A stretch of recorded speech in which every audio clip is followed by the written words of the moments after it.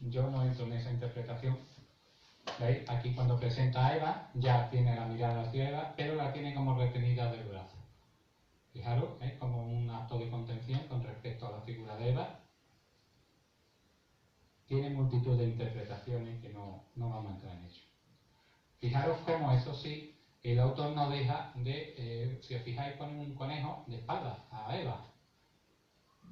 El conejo siempre se ha representado como la reproducción, como la fertilidad, como en cierta manera el egoísmo, parte de la representación del onanismo y demás. Es interesante la figura del conejo, pero aquí la representa dándole la espalda a Eva. Y podemos pensar que Bosco no llegó nunca a tener un hijo con su pareja. Sería como la negación de la fertilidad, y él lo hace así como una representación de la negación de la fertilidad a su propia persona, ¿no? Vemos aquí a la derecha un urogallo representado por el Bosco, asomado a la laguna que hemos visto anteriormente, y a la izquierda vemos dos pájaros de Berdiero de Troyes. Si os fijáis, vamos a ver que hay una unidad temática. En el medievo se representan los juegos, se representan los saltimbanquis, se representan las aves, se representan los guerreros, se representan... y todos tienen un mismo nexo. Todos son representados en todas y cada una de las manifestaciones artísticas a lo largo de todo el medievo, de parte del Renacimiento hasta llegar a nuestros días, habiendo perdido ya en nuestros días la pervivencia de la simbología que tiene. Si os fijáis aquí abajo veréis un montón de pájaros, entre ellos jilgueros, en fin, que cada uno tiene su significado. Los holandeses interpretan que el término pájaro, o en concreto vogelen, puede tener un doble sentido con respecto a hablar del sexo masculino. Todo el mundo alguna vez hemos dicho pájaro, ¿no? Pues lo mismo, y nos hemos sonreído de medio lado, pues lo mismo. Y aquí lo que intentan explicarlo con respecto a las escenas que se están produciendo en el centro, de los desnudos, con todo tipo de posturas y demás. Realmente, si trazáramos, como hemos dicho antes, esa X, daríamos que en el punto central es donde existe mayor concentración de esos elementos. Pero el Bosco es un hombre muy atento, como hemos dicho con anterioridad, y es un individuo que representa tan solo en el Jardín de la Delicia 76 tipos distintos de pájaros. Y otros tantos en sus otros 2 o 3 obras más importantes. Con lo cual estamos hablando de que representa un total de más de 150 especies de pájaros. Del total de las 700 que tiene esa especie, de las 700 variedades. Y como veremos a continuación, algunas de ellas absolutamente desconocidas.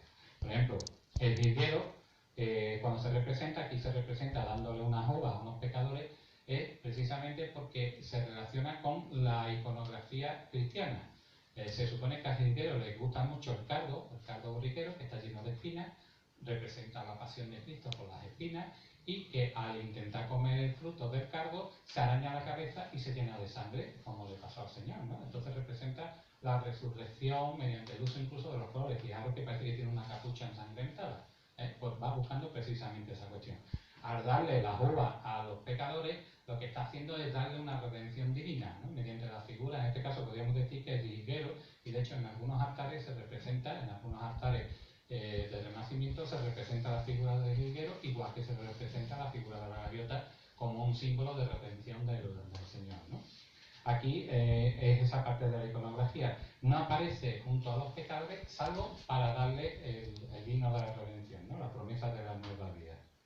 Fijaros el caso, este es un caso excepcional, a mí me llamó mucho la atención, que el Bosco representa ese pájaro que vemos en la parte superior, pero podemos entenderlo que es un kiwi. Vemos la representación del kiwi de verdad en la parte inferior.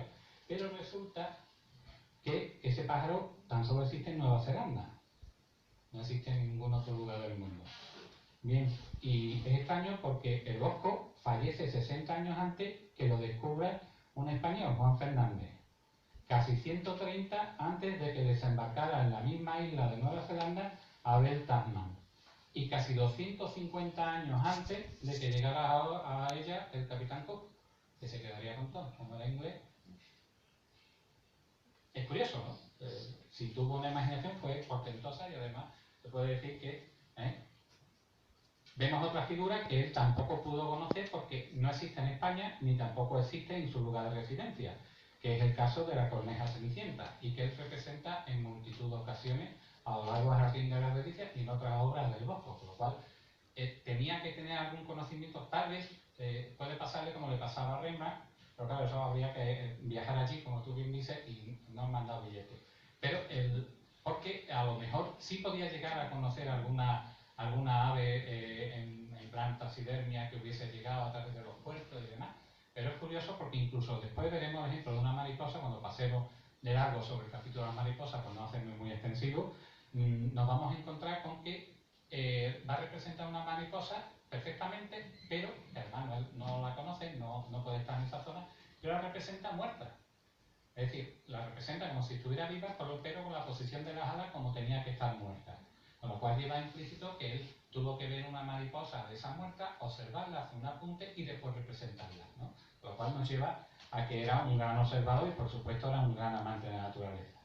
Habría que distinguir, porque él en su obra reproduce búhos, lechuzas, cárabos, en fin, no voy a entrar porque ya llevamos un rato largo y no quiero que me echen de aquí. Pero la diferencia entre el búho, por ejemplo, el búho suele acompañar a figuras como las palas ateneas, que representa el equilibrio, el conocimiento, la paciencia, etc. Y la lechuza, además, vive en los campos, se puede ver de día, a los búhos, viven en una cercanía con el ser humano y se les representa también como imagen del Dios creador, como el que observa y ve impasible cómo el hombre comete sus pecados y demás, ¿no? Según la tradición. Y sin embargo, la lechuza, por su canto, que es un canto estridente, pesado, repetitivo, no sé cuánto, se considera como un psicopompo, es decir, la que guía la alma a través de los diferentes recorridos después de muerto que tienen que hacer hasta llegar al infierno o a la vida eterna, y es considerada un ave de mal agüero porque habita en camposantos y en lugares desiertos y en ruinas y tan solo sale de noche. Recordando a lo que es la leyenda del campesino que estaba enamorado de Selene y le pidió a los dioses que le permitiera no dormir para poderla ver por la noche y lo convirtieron en búho. Los dioses griegos eran muy jodidos, pues. Tú no quieres verla, ¿ves? Entonces aquí lo representan realmente como si fuera el creador que está contemplando los pecados y que no actúa de ninguna manera. Entonces, a la hora de ver el cuadro veremos que representa diferentes tipos de aves nocturnas, pero entre ellas hay que distinguir el significado que va a tener el búho, la lechuza, el cárabo, etc. Y cada una va a estar ubicada en un sitio distinto, como contemplando la escena y en otras participando en ella. Es una pena porque la verdad es que... Y nos encontramos con uno de los capítulos, porque a lo largo del libro se desarrollan unos 10 capítulos, cito los que son en general. Este de las presas y el sexo, porque yo siempre que presento un libro, casi siempre en el medievo son gente muy erótico-festiva, entonces casi todo lo que representan tiene una carga de simbolismo así. Entonces veremos que en el Jardín de las Delicias van a abundar los frutos rojos y van a abundar las fresas, las frambuesas, las cerezas, como símbolo de la sexualidad extravertida, en fin. Entonces vamos a ver, vemos aquí a la derecha del cuadro del Bosco, a la izquierda la representación del Breviario de Freud, con lo cual las fresas se siguen representando y además la mariposa como lo efímero del placer mundano, ¿no? La mariposa representa lo efímero, también es considerado un psicopompo. Entonces vemos como, por ejemplo, la expresión popular en el medievo de ir a coger fruta era ir de prostituta. Entonces, a partir de ese momento nos vamos a encontrar que la fruta representa la fugacidad del placer, es decir, la fruta es hermosa, es bonita, es jugosa, pero el paso inexorable del tiempo hace que se corrompa y se corrompa con gran rapidez. Entonces lo representa eso, como se pierde la frescura, como una cosa que está caduca, como el placer mundano es breve comparado con la eternidad del alma, ¿no? La concluda. Bien, entonces podemos ver aquí la cuestión de, por ejemplo, cómo va a representar actitudes que están muy perseguidas en esa época, como la homosexualidad. Lo vemos aquí representando a una figura que está invertida y que sale de su ano un ramillete de flores. También veremos en el infierno musical, que es interesantísimo, pero es que ya, si son 86 diapositivas, mira a las 200. En la que vamos a ver cómo algunos de los instrumentos musicales son utilizados como tortura, pero también, por ejemplo, hay uno que toca la flauta y no podemos saber la melodía que está tocando porque la mitad de la flauta la tienen metida en el ano. Entonces nos vamos a encontrar con una serie de cuestiones Interesantes porque además ha dado de sí incluso una de las partituras que están inscritos en los glúteos de uno de los personajes a una composición musical. Además se ha editado con bastante éxito, por supuesto. Vemos a esta pareja de enamorados encerrada con una fresa que está siendo contemplado por el creador. Lo veis allí en el ángulo derecho, que aquí tengo yo metido la imagen, que están en una figura de cristal haciendo un juicio, una traducción, un testando de un estamento que dice: la felicidad como un vidrio se rompe pronto. Entonces vemos cómo están disfrutando de su placer, etcétera, pero que el futuro que va a tener es eso. Por eso se representan tantas figuras de vidrio y demás en el jardín de la Delicias. Vemos aquí a un hombre portando un mejillón que tiene dos parejas dentro que supuestamente están jugando, y que la figura realmente sería la representación de la dulcería. Y además veis que hay unas celitas que presentarían la escena. Pero según el concepto de Plinio, cuando habla de los mejillones, habla de las conchas de Medea o de las conchas de Venus y le atribuía que tenían pelas de semen regadas. Cosa que no es verdad, pero ahí está, ¿no? Entonces vemos aquí al cornudo cargando con el tema.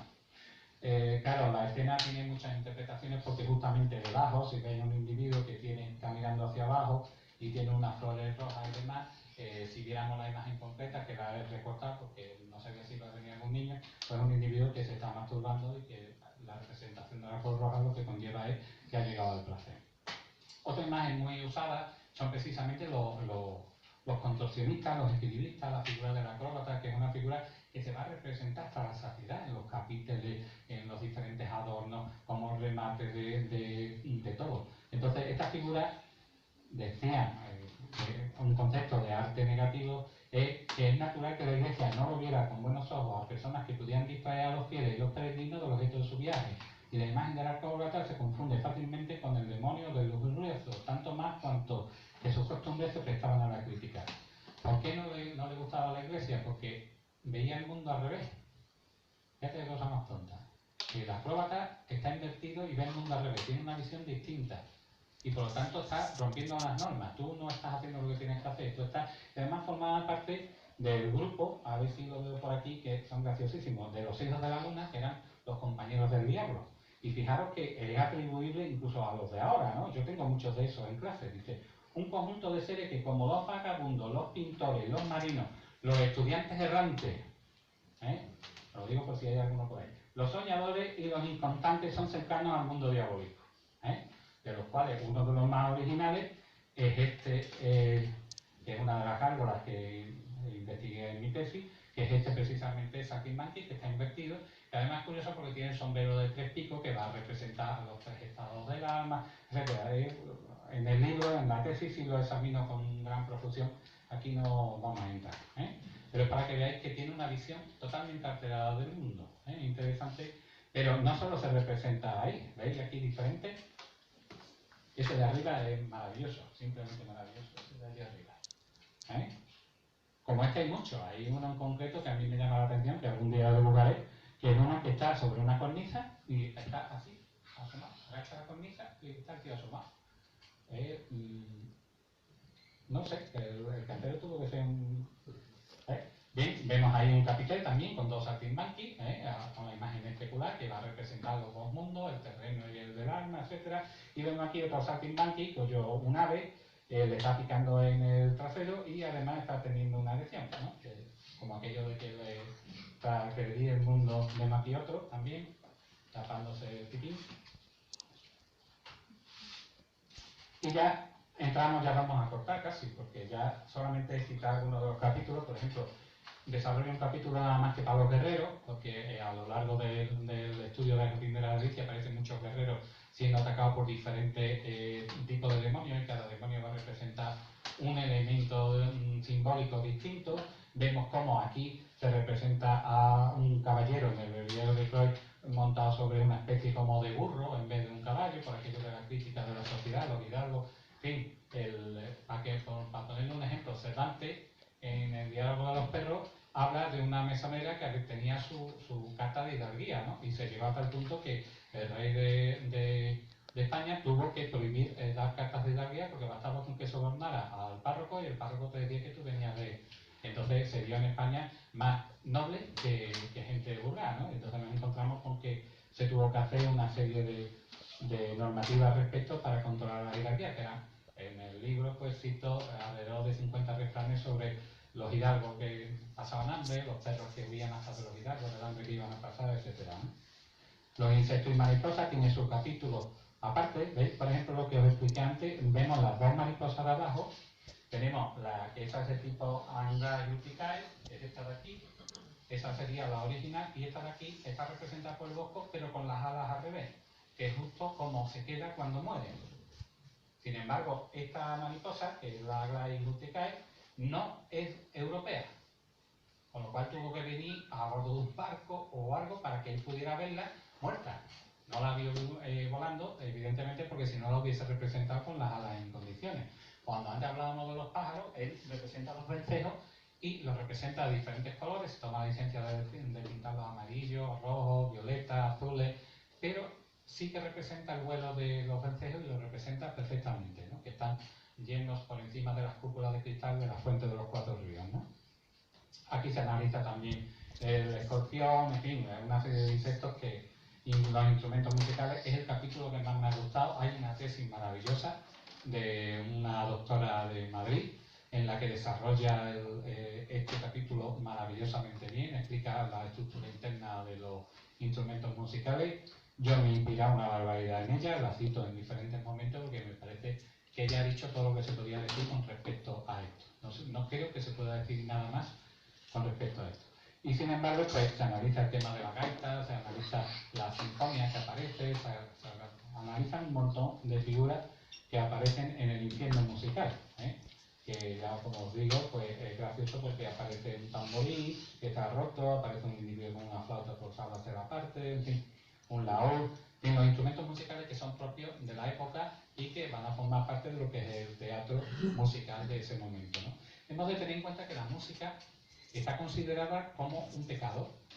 Entonces, la Iglesia en general, cuando hablamos de la música, casi siempre cuando hablamos de la música decimos, oh, porque eleva el espíritu, porque es maravillosa, pues ha sido considerada como pecado hasta hace muy poquito, ¿eh? Entonces, por ejemplo, la imagen del gaitero, que analizo en la tesis y posteriormente lo desarrollo en diferentes libros, el gaitero era, se consideraba como ¿cómo diría yo? Llevar al pecado al ama de casa, ¿no? Casi siempre se representa al ama de casa con un oso y con un velo en el pelo, que era la que era diferenciada de...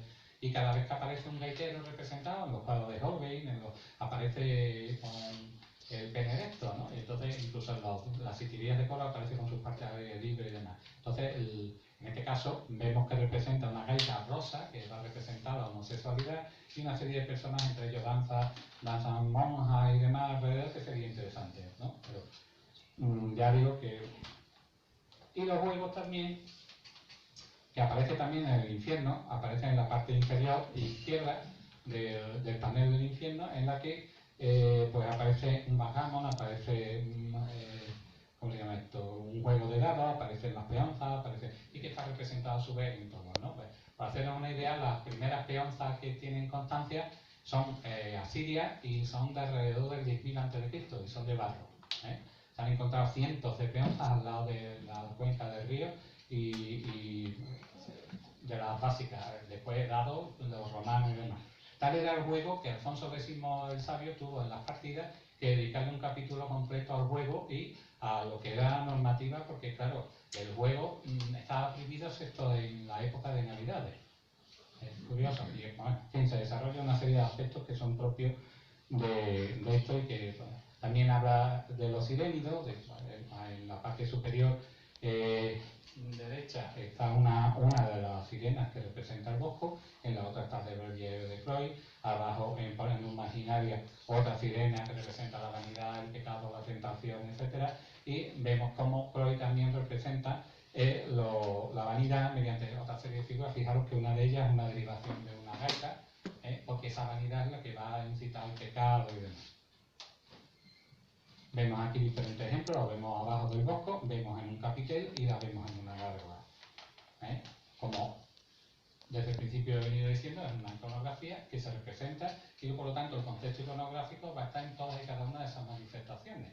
Lo interesante sería el poder desentrañar, en este caso, por ejemplo, el del capitel, la espina bífida, la cola bífida, lleva una carga simbólica determinada en el que estoy terminando, de la gárgola de Batala, explico el significado dual que tiene la cola partida y la sexualidad que viene aquí está insinuada en la parte inferior como que tiene dos sexos. Y estas son otras figuras que la verdad es que cada una de ellas tiene su especular en la figura del Bosco, pero también tiene su especular en la figura de Holbein. Y también tiene su especular en otros tantos de pintores flamencos de esa época. Entonces, cada una de ellas, la verdad, sería interesante de poder analizar, porque, ya os digo, desde el centauro hasta la gaita, propiamente como personaje, el lagarto, la mariposa, en fin, todas y cada una, el mono amaestrado, está ahí, o el perro. Sería interesante cada una de ellas que pudiera ser analizada en profundidad, pero si el libro se me ha ido a las 350 páginas, si analizáramos cada una de ellas serían 2.000 páginas y mi editor me crucificaba directamente. Si ya ha costado esta. Entonces, los dos proyectos en los que estoy ahora, pues simple y llanamente el que estoy con el Ministerio de Cultura portugués para hacer las gárgolas del monasterio de Batala, que ya las estoy terminando, y en el que estoy ahora enfrascado, que es el estudio iconográfico de la Puerta del Bautismo, que particularmente me está gustando más por el tema de que las figuras son más, las gárgolas pues son lo que son, unas son más expresivas, pues tienen un nivel, pero aquí sí puede uno lucirse un poquito más en el tema del dibujo y demás. Y con esto termino. Si que alguien tiene alguna duda o algo que preguntar o algo que decir, o qué público más bueno, me recordáis a mis alumnos. Después os pregunto y no sabéis nada. Nada, no tenéis ninguna duda, una cosa, algo que yo haya dicho, una burrada, que pueda haber dicho más de una. Yo tengo curiosidad por saber lo que significaba para Felipe II el Bosco, una especie de catarsis. Hombre, el Bosco tiene unos temas que son muy complicados. Y la verdad es que para cualquier iniciado en temas de corte religioso, tiene una gran carga emotiva y simbólica. De hecho, el Bosco es el único pintor que ha representado el túnel que supuestamente se ve cuando uno se muere y demás, ese túnel que dicen los que han muerto, que realmente no creo que sea verdad en el sentido de que si ha muerto no podemos saber si es una alucinación o no, pero es el único que representa el túnel. Y de hecho llegó a adaptar la obsesión que la colección de cuadros del Bosco los tenía en su dormitorio, ¿no? Es decir, que él encontraría, la verdad es que es lo suficientemente rico y simbólico como para poderse llevar horas viendo un cuadro de estos. Yo, ya te digo, he estado, cada vez que voy a Madrid, voy a ver el Bosco, voy a ver la pintura negra de Goya, voy a ver el Bosco y por supuesto al maestro Velázquez. Y la verdad es que haber visto este cuadro y cada vez que voy veo algo distinto. Y ahora que sé más, ¿sabes? Entonces, claro, y más sabiendo de simbología, el problema es que tú llegas allí y ves muchos pájaros y dices, qué bien, muchos pájaros, qué bonito. Pero ahora tú ya sabes lo que significa el jilguero, ya sabes lo que significa, no he puesto imágenes, por ejemplo, un pavo real que estaba en la cabeza de una señorita desnuda de color, ¿no? Que es la vanidad, por ejemplo, una grulla y unos cuervos que estaban alrededor de otras 3 o 4 señoritas que representan la maledicencia, la maldad, etc. Entonces, está cargado de simbología, lo importante es saber interpretarlo y ese es el problema que yo creo que tiene ahora el siglo XX. Jamás o XXI ya, jamás hemos tenido tanto acceso, hablaba con Antonio antes de entrar, tanto acceso a la cultura y jamás me he encontrado un público más inculto, no por vosotros, sino en general. Tú le preguntas a los chavales y no saben de nada. Pero es que el problema es que nosotros tampoco. Es decir, que nosotros cuando estamos hablando de cualquier... no sabemos el significado de las cosas y pasamos por la vida y no sabemos ver. Vemos, pero, o sea, miramos, pero no sabemos ver. Pasamos por la catedral 74.000 veces y no somos conscientes de lo que estamos viendo. Y estamos cargados de símbolos, de elementos decorativos que están diciendo, mira, hagáis raíz de hacer el libro del hombre verde, si te vas a la cerámica de Triana, el 90% de la cerámica trianera son hombres verdes. Bueno, pues yo estoy seguro que el artesano no sabe quién, perdóname la palabra, 5 años el hombre verde. Y eso a mí me apena. ¿Sabes lo que quiero decir? Entonces, que Felipe II estuviera obsesionado, pues sí, porque era un tío daño, era un tío que creía en el final de la religión, de la loza, y realmente lo está metiendo en la lista, en todo lo que hace. Todo tiene 2 significados, 3 significados, 5 significados, no tiene ningún problema. Pero también está en la cultura del individuo. Ten en cuenta que Felipe II es el único rey del mundo que tiene un laboratorio alquímico. Y es el que, si tú visitas alguna vez el Escorial, te darás cuenta que cuando estás visitando su biblioteca, la mitad de los libros están con el lomo hacia adentro, porque son libros prohibidos. Son libros que se quemaron, son libros que Arias Montano, que también era un individuo inicial, se dedicó a reunir para el rey, y en una de las torres, que están orientadas precisamente por una línea ley de la orografía de la zona, que además están en línea recta con otra serie entre ellos el Valle de los Caídos, tan famoso ahora. Bueno, pues resulta que esa torre tiene, y si lo visitáis, tiene como una pequeña inclinación hacia el centro para que los líquidos que salían de las diferentes cocciones y demás fueran desaguando hacia afuera. Ningún rey de la corte europea tenía un laboratorio alquímico ni contrataba gente para que hiciera, y no era por el oro, porque ¿quién más podía tener más oro que el rey Felipe II? Evidentemente ninguno. Y de hecho, si te fijas, el número de ventanas, la colocación de las mismas, todo corresponde al número. Corresponde al número phi, el número áureo, y corresponde a una proporción. Con lo cual, muy descaminado no iba. Y si era capaz de entender, posiblemente entendiera cosas que a lo mejor nosotros no entendemos. Precisamente por esa búsqueda del conocimiento, ese opus nigrum, transformar las materias deleznables en una materia noble. Y eso muy poca gente hoy día es consciente de ello. Muy poca. Vamos por decirte, yo conozco muy poquita gente que sepa y además que sepa entenderlo, porque el problema es que siendo la generación que más acceso tenemos a la información, es la que menos sabe. Ahora la inmediatez sí, es decir, yo hay una duda, me hacen muchos alumnos, incluso mis hijos, pero a ver, esto es. Y yo le he escuchado a un académico decir, ¿te acuerdas, Manolo, cuando teníamos una duda, no íbamos a casa, buscábamos en el diccionario y nos llamábamos por teléfono para decirlo? ¿Te acuerdas esto? Es esto, coño. Ya eso no se da. Ahora es la inmediatez. Y no sabemos pensar, es que no se tiene ni memoria. No sé si a usted le ha pasado, a mí me pasa, a mí. Yo no sé el número de teléfono de mis hijos. No tengo el móvil. Ahora pierdo el móvil y he perdido la mitad de mis memorias. He jodido eso. Yo me acuerdo que tenía 16 años y yo me sabía todos los teléfonos de todos mis amigos, las novietas, me lo sabía todo. Y todavía se acordará. ¿Te das cuenta? Bueno. Más duda, ¿alguna cosita? Dime.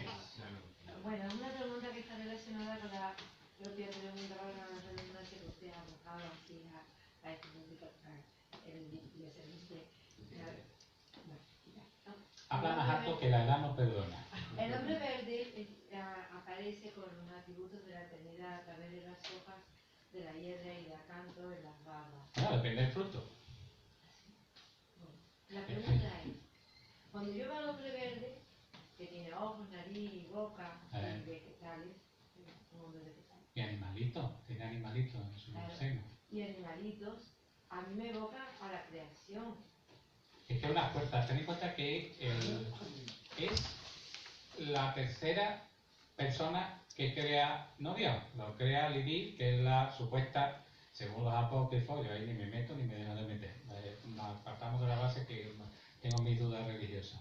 Pero se supone que Lilith es la primera mujer que se crea al mismo tiempo que Adán. Ella huye porque no quiere ser sumisa del hombre, huye y se va al lado de no sé de qué río, de uno de los 4 del paraíso, y allí tiene relación con los demonios. Y el primer hijo que nace de eso es el hombre verde, que es la fuerza generadora de la naturaleza. Las primeras representaciones las tenemos en la India del 6000, 7000 a.C. Entonces es una figura que, hombre, yo le tengo mucho cariño, pero también porque me valió un premio de investigación, entonces la verdad verdad es que le tengo mucho cariño, pero también porque es que no me canso de verlo en todas partes. De hecho, cuando estuve hace poco en un congreso internacional en Batala, estuvimos buscando el hombre verde. Y ya el director de allí me envió la fotografía de los 2 hombres verdes que hay. Digo, pues vamos a ver, mira, por el número de naves tiene que haber 12 y está buscándome los 12 hombres verdes, ¿eh? Pues a ver que se los voy a dibujar. ¿Sabes lo que te quiero decir? Es decir, que es una figura que realmente representa la fuerza generadora de la naturaleza y cuando la coge el cristianismo, lo que quiere representar es precisamente eso, la fuerza de la naturaleza. Las utiliza como defensora de la fe. Y de hecho casi siempre un hombre verde aparece sosteniendo a la Inmaculada. ¿Y este hombre verde en concreto ¿Cuál? es creado de su imaginación? No. ¿O sí? No, ese está sacado de una sillería de coro. Y al llevar los cuernos significa potencia. Ten en cuenta que los dioses siempre han tenido cuernos. Ahora mismo es una cosa que está muy mal vista, ¿no? Tener cuernos.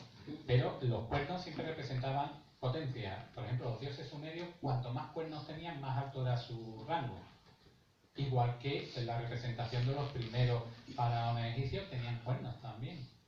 Entonces, el cuerno es una forma de potencia, se representa los venados y demás, cuanto más cuernos, más viejo es, más fuerte es, etc. Representa la potencia en general. Fíjate, en el caso este es de una sillería de coro y además es una sillería de coro irlandesa. El hombre verde viene a Europa a través del norte de África, el norte de Inglaterra. Y empieza a bajar, llega a Francia, en Francia por su máximo esplendor, y los últimos hombres verdes que se ven aquí en España son en la Catedral de Sevilla, que son 2 hombres verdes preñados. Que además están trabajados en piedra arenisca, que es muy interesante, no en piedra arenisca, no, en piedra de cal, en piedra caliza, están trabajados y irán a la fachada norte de la Catedral de Sevilla. Los 2 son hombres verdes foliados, es decir, llevan todo el cuerpo cubierto de flores, o sea, de hojas, y los 2 están preñados. Uno además está con la apertura de la boca, tiene las piernas cruzadas y está así con la boca abierta, que representa que es un grado de iniciación dentro de lo que sería el grado de los canteros. Sería el grado de maestro. En todos los canteros había 3 grados y demás. Ese en el libro de la Catedral de Sevilla se explica muy bien, muy grandemente. Más preguntas. No está Lorenzo, que es el que siempre pregunta. Dime. Hola Fernando, felicidades por tu nueva criatura. Nos has hablado en varias ocasiones de la cercanía de estas obras que hemos hablado y de la definición de la imprenta. Estamos hablando de un momento de paso de la Edad Media a la Edad Moderna. Entonces, además estas cosas que le ponemos fechas en las gemelas, no hay una fecha, es decir, sino que son cambios parciales. ¿Podríamos decir, por tanto, que el Bosco lo que hace en su obra es recoger una larga tradición iconográfica medieval, actualizarla y darle esa... No la actualiza, simplemente la reproduce. Lo único que hace es, como dice 50, 1500 y pico, que él lo único que hace es recolocarlo. Y lo recoloca de una obra de artesanía, por llamarlo de alguna manera, los maquinarios de los libros, lo que lo coloca lo eleva a categoría de obra de arte, entonces lo representa en un cuadro. Pero para mí, la obra de arte es un marginalia como un cuadro. Sí, bueno, y tan artesano en el Bosco, porque también lo contó, porque es un artista, yo no le tengo que decir una cosa, pero sí, es un trabajo enorme, son impresionantes sus obras, pero son eso. Sí, pero tú después le ves la factura y una factura, podríamos llamarla ingenuista, casi naif. Hay que mirar la imagen. Hace 2 años, por la exposición en Madrid, estaban sus bocetos. Pues ahí lo interesante hubiese sido ver precisamente la reflexografía, para ver los dibujos subyacentes, para que nos diéramos una idea de cómo piensa ese tío. Porque lo importante más importante que la obra del artista es el artista. Y a ver cómo me explico. Es decir, cuando nosotros hablamos de arte, no es solo lo que tú representes, porque lo que tú representes ya está iconográficamente representado, ¿no? Lo importante es lo que ese significado conlleva para la sociedad. Y ahora mismo estamos pasando un vacío absoluto cultural. Estamos haciendo revival de cosas que ya se han hecho y además de manera insistente y de mala manera. Yo lo hablaba con Antonio, los hiperrealistas estos que hacen cabezones enormes, no sé qué, que tienen por punto. tiene ningún mérito. No hay un periodo creativo, no hay. La gente está repitiendo como nuevo lo que se hacía en 1896, para poner las abstractas de Carnique. La gente lo está masacrando, no hay una. Vamos a ver la posmodernidad, mucho antes. Pero llevamos 80 años siendo posmodernos. ¿Sabes lo que quiero decir? Y el problema es eso, es decir, realmente lo importante del artista no es la obra de arte en sí, porque es un hijo de su tiempo. Cuando estamos hablando de arte, como es este tipo de obra que hace este hombre, que hace el Bosco, estamos hablando de una obra importantísima. Estamos hablando de una carga simbólica, pero que además trasciende a través del tiempo. Es decir, tú no tienes fecha de caducidad, ¿verdad? No la tienes.